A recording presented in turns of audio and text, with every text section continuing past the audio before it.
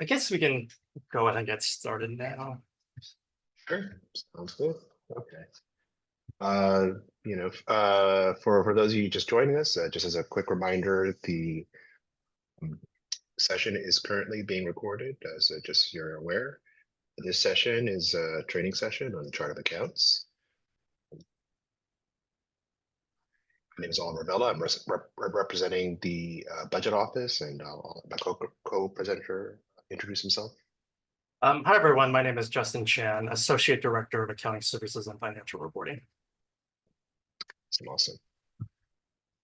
Okay, so just to set the table, we're going to go over the different chart fields, their use and purpose, as well as some additional information and resources, make some announcements, and to the extent that we can, reserve roughly 10 to 15 minutes at the end of this presentation for any additional questions you may have. So we would encourage questions to be raised as they come up. So please don't be shy. So with that, let's start. So what are chart fields? Chart fields are fields and values used in CFS, and they're a way of organizing the CSU's business transactions and financial activity in a way that's helps to standardize that information for in terms of financial reporting. So what are these some of these like chart field values? So the screen below describes a made up transaction. In this case, in-state travel that's funded by the operating fund. And the department that incurred its expense or the cost center is the budget office, resource planning and budget. And we have some additional identifying information to say it's related in some way to the Daily Titan and to the consolidated course fee. And that this in-state travel is related to phase 5 of student housing. And this is apparently a budget transaction that represents one-time transfer of budget. So one of the first chart field elements that we looked at was the account. The account is a 6-digit value that describes what this transaction is. What is this particular expense? What is this particular revenue? In the previous example, we were talking about a type of expense, in-state travel. These are some of the different account types that the system uses. Assets, liability, and equity related to the balance sheet. They're just mentioned here for completeness, but for your purposes down in the departments, we mainly ask that you pay attention to revenues and really mostly expenses in your expenditure budget. So here is a list of other frequently used expense accounts that isn't related to payroll or personnel costs. There's in-state travel, 60601, out-of-state travel, 60602, international travel, and registration fees. And a list of other frequently used non-payroll related accounts can be found on accounting's website. Fund is, or am I looking at? Fund is another chart field value and identifies the funding source that is supporting or is involved in this transaction. And it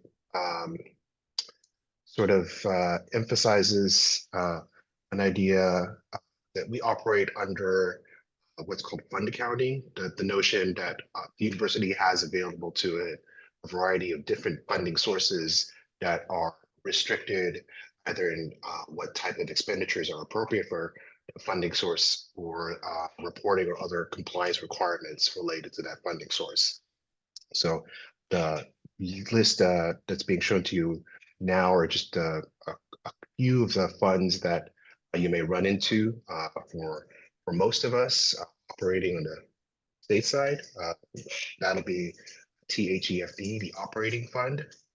For those of us who are working in the self-support parking operations, you would be looking at and it's like THD01 parking revenues. Then there will also be separate segregated funds for our other enterprise operations like PACE and housing noted here. Some additional funds here. We're displaying funds specific to particular initiatives, programs run out of the chancellor's office. I think another sort of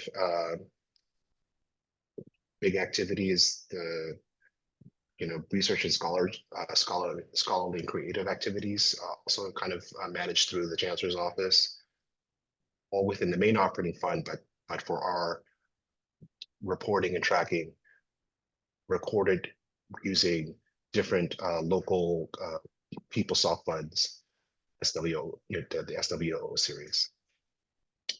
Sort of another actually big fund would be the Student Success Fee Fund. Student success fee collected from students to achieve certain priorities like increased class availability and so on. The next chart field is department, and the department identifies who within the organizational structure is incurring that cost or collecting that revenue. And this slide kind of talks about the organizational structure that is stored in a financial system or CFS, and similar departmental structure in CHRS that's used for department security.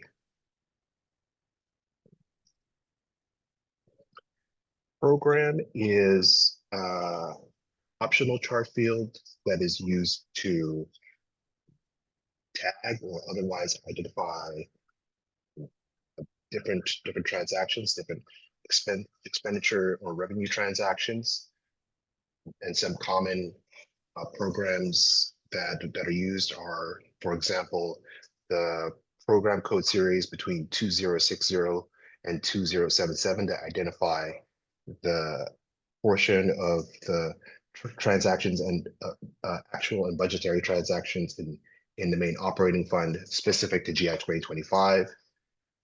We also use programs in the IRA fund, TA002, to identify the different type of IRA awarded programs that are supported by the IRA fund. And the Student Success Fee Fund also has some program codes beginning with an 8-1 that are used to track how the expenditures in support of different priorities related to the Student Success Fee.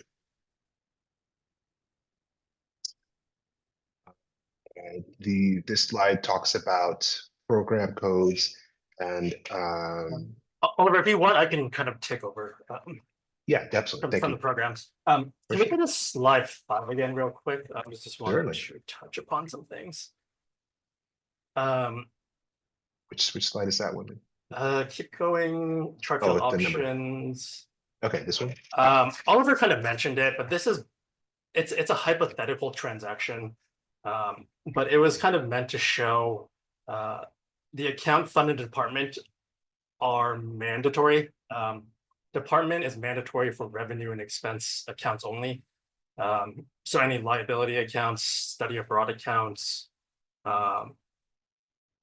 asset accounts, stuff of that nature will only be account and fund. But for all of your revenue and expense accounts, it'll always be account, fund, and department. And I always kind of like to think of that as almost like an address or like a kind of like a location where this will kind of be an area's main operating focus. So you would have an account, which would be your transaction type, your fund, which would be your source of funding, and then the department is kind of more related to where you physically reside. And then here you can see program class project. These are all optional. They can be used on behalf of the campus or a division or even like a dean level or within a department, but they can be used to just provide any extra reporting needs based on whoever has those needs. So here, just in this example, it was kind of program code daily Titan, and then class code is consolidated course fee.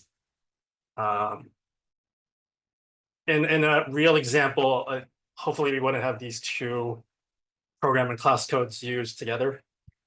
But I guess it could conceivably happen. Although there definitely shouldn't be project codes because these are kind of managed more centrally, and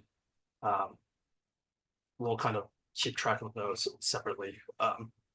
But each kind of program class or project can be used individually to track certain types of activity. Okay. Can we go back to, I think, 15, please, before we left off?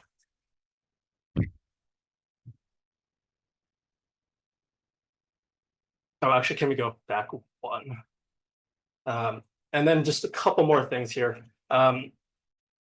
So program overall is optional. But with that being said, we made this mandatory for searching new funds. So for GI 2025, IRA funds, and SSFGF funds, we required a program code to further track the different expenses under those funds. So for example, under IRA, a certain department may have, let's say, 5 different IRA programs that they received awards for. And then we can create individual IRA program codes. And we can assign budget to them, and then also assign expenses to them to track your budget, your expenses, and also kind of your BPA. So for those few funds, they are mandatory. In addition to that, we also have 7XXX available program codes. And these are special codes that we use in accounting to generate monthly invoices to all of our auxiliaries, ASC, ASI, and philanthropic. This is usually done once a month, and it's about usually on the 5th business day after the end of the month. Next slide.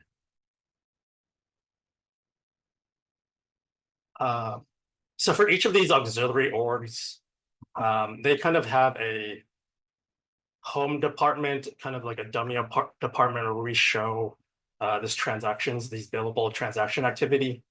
ASC will be department 10297, the fund, ASI 10021, the fund. And then just a note, transactions posted to department 10021 and fund TCU OP, TCU CE, and TCU MR are not billable to ASI, but we record different Titan student union construction costs there. Next slide. Philanthropic is housed in the fund 11244. We cover this in kind of some of our other presentations, but either if they're using a PET or an ETR, you can effectively add a billable program code to an expense, and it'll get picked up in our monthly process, and it will bill the auxiliaries. So if you have funds at philanthropic, for example, if you purchase them in your D fund operating fund, you can submit us an ETR. You can credit those expenses, debit it into the fund department 11244, and add the billable program code, and that will create an automatic billing for us to reimburse the state. And then another note here, if you didn't want to use this automatic billing process, at any time you can submit to the Accounting Services and Financial Reporting Department a request for invoice, and then we can generate what we call like an on-demand invoice so that we can bill any auxiliary or any outside party within a few days, depending on your needs. Next slide, please. Okay. So with the whole chart of accounts, on the back end, we have something called combination edits. And this is how we effectively police/control the chart of accounts. So for example, the chancellor's office will have certain account fund combinations where they allow only certain types of expenses or certain types of revenues for certain types of funds. And then the screenshot above is I think this is the error description when submitting an invalid combo in the BTR application.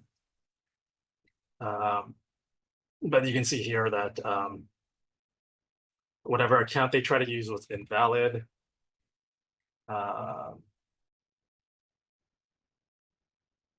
an example of like an account fund combo is you wouldn't be able to have housing revenue accounts, for example, in your parking funds or your operating fund, just like you can have parking fines in your housing fund, kind of stuff like that. Next slide, please. So we also have department fund and fund program combos. And these are managed by the campus. So Oliver mentioned earlier too, we have department fund combinations. So housing department 10130 only operates in THOPR, which is their housing fund. They do not have access to the operating fund, and they do not operate out of THEFT. Likewise, parking department 10181 does not have access to the fund. They only operate out of their specific fund, THDO1. For a lot of academic departments, I think you may have access to the operating fund, perhaps lottery funds, TLDs, IRA funds, TA002, SSFPF funds. So you might have a lot more funds to kind of operate out of. Yeah, but you should be able to see everything under your revenue expense summary, and you kind of have a good sense of what funds you have access to. And then also for fund program examples, again, we created additional security here. So anytime you're using SSFGF, you have to list one of the, I think, handful of program codes that break up SSFGF funds. Same thing with the TA002 funds. You have to list the program code specific to the IRA program, or the transaction will error out. Either error out as like a budget entry, or when we try to submit a journal entry, it will get an error. Next slide, please. Okay. Class, very similar to program, but this provides for any special cost reporting needs a division, department, or other organizational unit may have that are not met by the campus-wide reporting values and other chart fields. Again, this is optional, and then this is a 5-character numeric field. Next slide.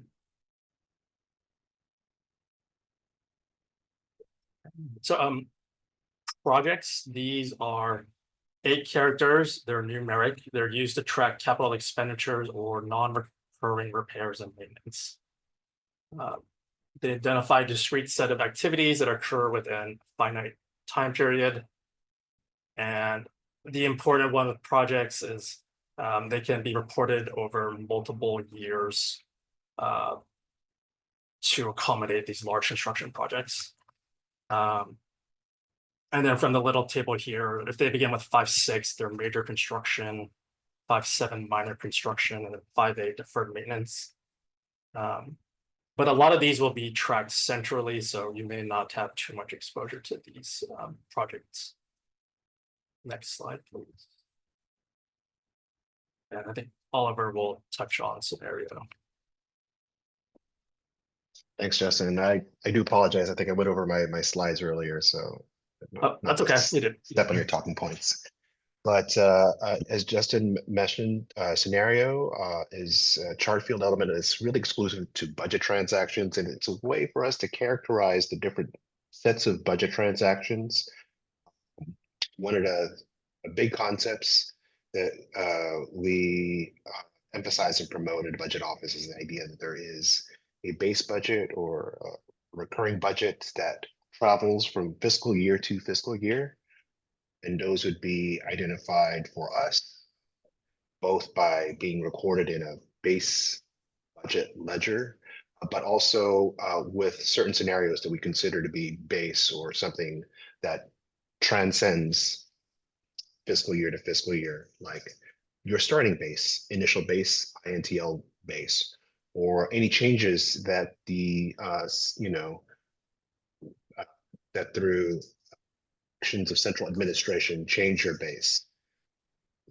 Or if there is a request from users in the department to move their base budget to different departments, different cost centers, BTR base would describe that. Or set of transactions to recognize changes or increases in personnel costs, like comp base, for example. We also have different scenarios to describe one-time activities or one-time budget changes that really affect only the current year. If we wanted to say describe a transaction requested by different users in the departments to, in the current year only move some of their budget elsewhere, that would be a BTR one time. There's also a set of budget transactions that are part of the monthly close process to fund department for benefit costs. I think it once you can kind of get familiar with some of these different scenario values, they can help really give you a quick glance, like a timeline of budget transactions and when they were applied and sort of the business processes that generated these changes in your budget. And if you have any more specific questions, you can certainly contact ourselves at the budget office or accountant. Sorry. And I'll hand it back to Justin. I think there would be a good time to stop to see if we have any questions. That's kind of the bulk of the main chart field information. If you have any questions or type in the chat, and we'd be happy to answer them.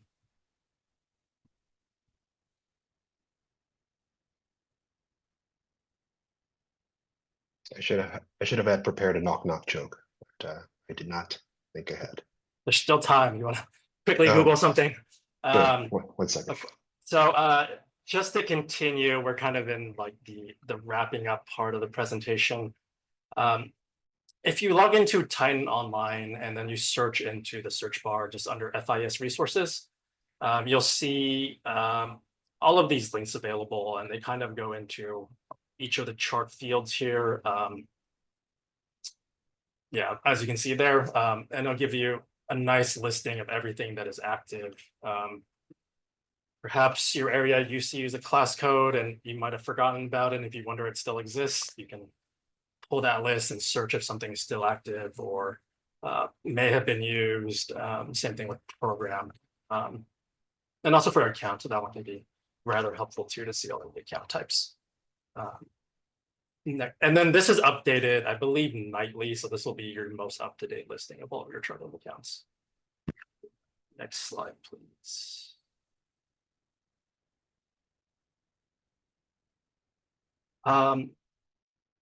If you press on this link, this will take us to the Accounting Services and Financial Reporting Forms website. And on there is our chart field form. And then from there, you can request either a brand new chart field Nice joke. So you can request a new chart field, or you Nice can, save, Sean. yeah, you got off. But you can modify, reactivate, or inactivate an existing chart field. So for those, obviously, if you're going to modify, reactivate, or inactivate, you can list the chart field which you are requesting the change to. Otherwise, if it's a new chart field, you can leave that blank. But here you can submit to either us or the budget department a request for usually a new class or program, maybe a new department. Usually account setups are defined by like the chancellor's office, but we do them occasionally, maybe for study abroad accounts in particular. But you can find the form there. The processing time is about 2 days after it's been approved.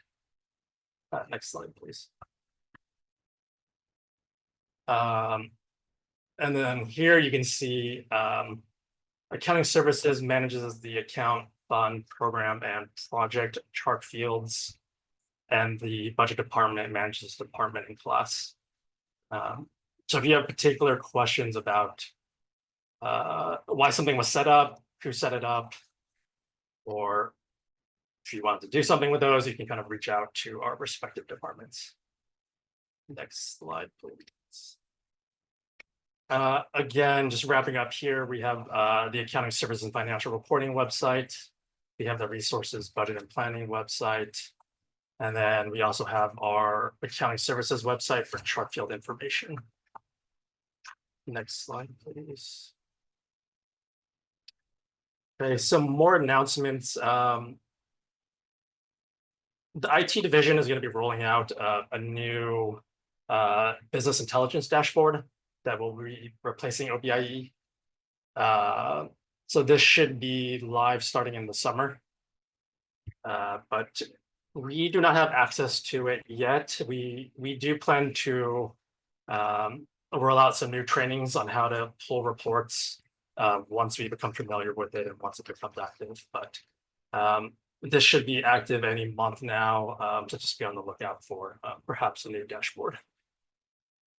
Next slide, please. Just from some more announcements, we are starting to automate our RFI and IFT forms, our request for invoice and interagency financial transactions forms. We've been in contact with AFIT here, and they're kind of working on some working demos for us to test on. And then also from the accounting website, we also have a little news section, and then you can see what months we close and what P-card file is uploaded, and also any other notes or updates that we may have. Next slide. Again, also on our website, so we have a subscribe to accounting updates. This will add you onto our distribution list. So again, you'll be notified whenever we close or we have a delay in closing or any new processes. Next slide.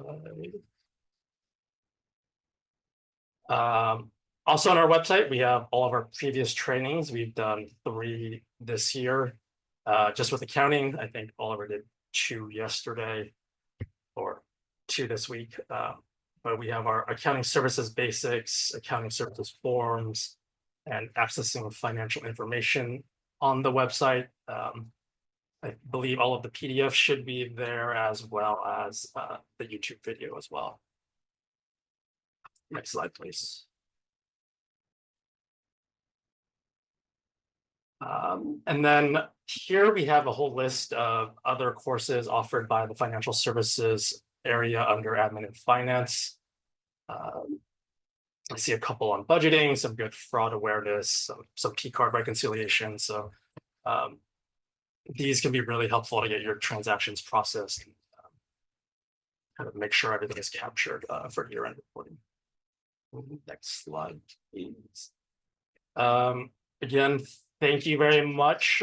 Thank you for taking the time out of your day to attend this class. If you have any questions, feel free to type them in now, or you can raise your hand. You can unmute yourself.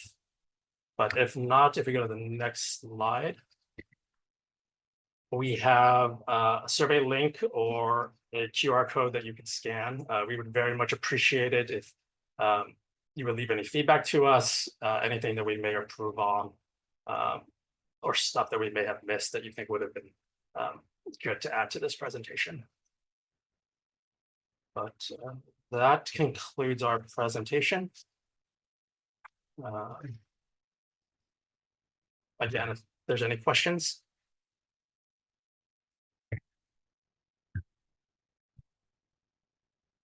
Actually, Justin, can I ask a scenario question for you?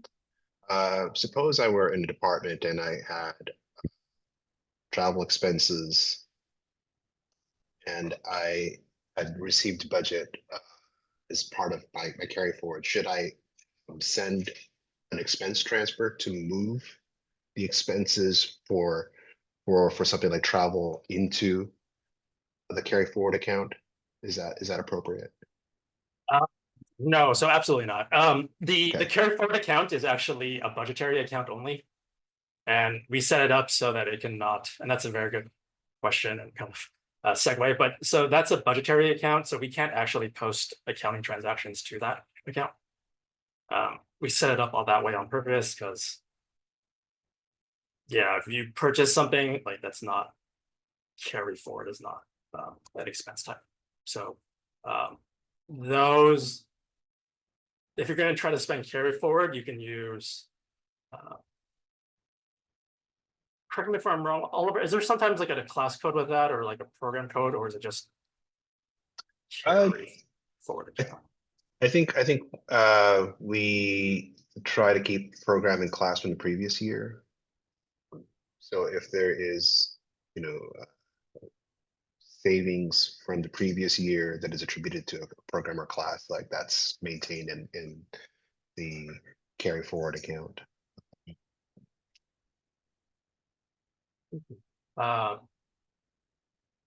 Yeah, so in that case, you would try to either add the program and class that was kind of carry forward with that budgetary line, but then the account should always be back to like the true expense type. But that's a very good question. So a lot of the times, like accounting actual transactions won't meet the budgeted line or the account where the budget resides. And a lot of times we find that budget is not actually being budgeted by account, maybe except for like IRA programs. But a lot of the times IRA budget is for like a department fund. And then whatever expense rolls up under there will spend. Yeah. Great question. Yeah. Maybe we can take a beat to see if anybody else has questions. Yeah, just one thing to keep going on the carry forward too. Sure. If you're trying to transfer prior year expenditures, we have a special account for that, which is 690002. So that's how, when transferring actuals, we know we're using prior year activity and not current year. But that's something more for the account transfer side for actuals. Fiscal year is kind of a fence that's really important to us, right? Yeah, and I think for reporting wise, they prefer not us to move too much prior year stuff, or they want it to be a rather small number, so that they kind of created that special account to see that number. Yeah. Okay, if there's any other questions? Any other jokes from Sean? It's okay. And well, thank you very much, everyone. We ended good amount of time early, but you guys get some time back. Thank you much for attending, taking your time out of the day. Please complete the survey, let us know if there's anything we can improve on. But thank you. Thank you, Oliver.